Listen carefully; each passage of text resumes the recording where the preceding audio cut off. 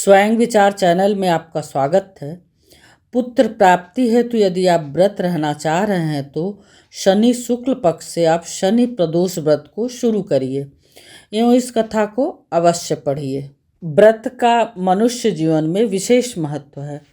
यदि आप साप्ताहिक व्रत रखना चाहते हैं, पूरे वर्ष रहिए, इससे आपका स्वास्थ्य काफ़ी अच्छा रहेगा।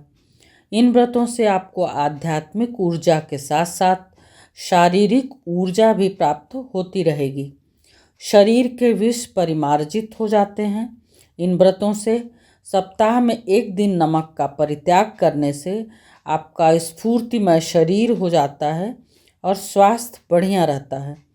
व्रतों की श्रृंखला में मासिक एवं पाक्षिक तिथियां भी अत्यंत महत्वपूर्ण भूमिका निभाती हैं। ब्रह्म मुहूर्त में उठकर नित्य कर्मों से निवृत्त हो भगवान शंकर का स्मरण करें। निराहार रहें। सायंकाल सूर्यास्त से 1 घंटा पूर्व स्नानादि कर्मों से निवृत्त हो श्वेत वस्त्र धारण करें। पूजन स्थल को स्वच्छ कर मंडप को भली भांति सजाकर 5 रंगों को मिलाकर पद्म पुष्प की आकृति बनाकर कुशा के आसन पर उत्तर पूर्व दिशा की ओर मुख करके बैठें और शंकर भगवान का पूजन करें। ओम नमः शिवाय इस पंचाक्षर मंत्र का जाप करते हुए जल चढ़ावें और ऋतुफल अर्पित करें। जल चढ़ाते समय इस बात का विशेष ध्यान रखें कि जल धारा टूटे नहीं। इसी प्रकार मंत्र का जप लयबद्ध हो।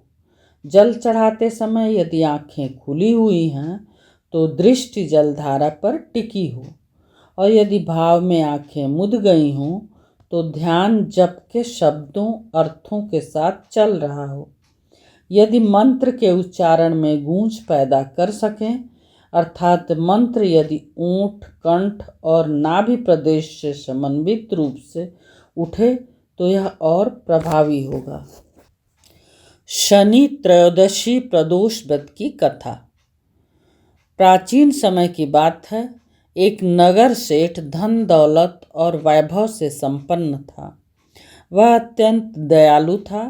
उसके यहाँ से कभी कोई भी खाली हाथ नहीं लौटता था। वह सभी को जी भर कर दान दक्षिणा देता था। लेकिन दूसरों को सुखी देखने वाले सेठ और उसकी पत्नी स्वयं काफ़ी दुखी थे। दुख का कारण था उनके संतान का न होना। संतानहीनता के कारण दोनों भूले जा रहे थे। एक दिन उन्होंने तीर्थ यात्रा पर जाने का निश्चय किया और अपने कामकाज सेवकों को सौंप चल पड़े। अभी वे नगर के बाहर ही निकले थे कि उन्हें एक विशाल वृक्ष के नीचे समाधि लगाए एक तेजस्वी साधु दिखाई पड़े। दोनों ने सोचा कि साधु महाराज से आशीर्वाद लेकर आगे की यात्रा शुरू की जाए। पति पत्नी दोनों समाधिलीन साधु के सामने हाथ जोड़कर बैठ गए और उनकी समाधि टूटने की प्रतीक्षा करने लगे। सुबह से शाम और फिर रात हो गई, लेकिन साधु की समाधि नहीं टूटी। मगर सेठ पति पत्नी धैर्यपूर्वक हाथ जोड़े पूर्ववत बैठे रहे। अंततः अगले दिन प्रातः काल साधु समाधि से उठे। सेठ पति पत्नी को देख वह मंद मंद मुस्कुराए। आशीर्वाद स्वरूप हाथ उठाकर बोले, मैं तुम्हारे अंतर मन की कथा भांप गया हूँ वत्स। मैं तुम्हारे धैर्य और भक्तिभाव से अत्यंत प्रसन्न हूँ।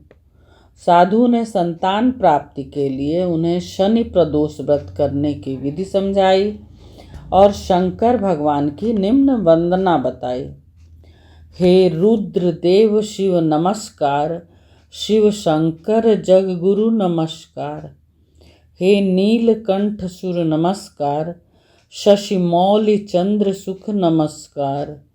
हे उमाकांत सुधि नमस्कार। उग्रत्व रूप मन नमस्कार। ईशान ईश प्रभु नमस्कार। विश्वेश्वर प्रभु शिव नमस्कार। तीर्थ यात्रा के बाद दोनों वापस घर लौटे और नियम पूर्वक शनि प्रदोष व्रत करने लगे। कालांतर में सेठ की पत्नी ने एक सुंदर पुत्र को जन्म दिया। शनि प्रदोष व्रत के प्रभाव से उनके यहाँ छाया अंधकार लुप्त हो गया। दोनों आनंद पूर्वक रहने लगे। यदि आप शुक्ल पक्ष के शनि प्रदोष से व्रत को शुरू करते हैं और पूरे श्रद्धा भाव से पूरे शिव परिवार की आराधना समय पे और पूजा करते हैं तो आपकी मनोकामना अवश्य पूरी होगी।